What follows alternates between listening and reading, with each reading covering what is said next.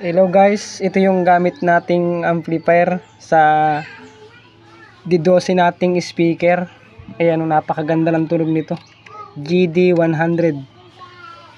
Ayan, meron na rin siyang jack, USB, tsaka ilagay ng memory card. Bali, meron na rin siyang switch ng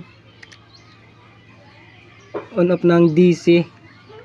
Pwede nyo siyang i-connect sa battery na yung battery niya, ang output niya ay 12 volts at saka 24 volts. Pwede ito sa truck. Meron din siyang 220 volt na output. Ayan o.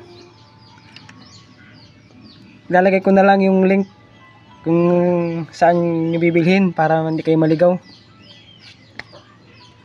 Tsaka yung speaker natin.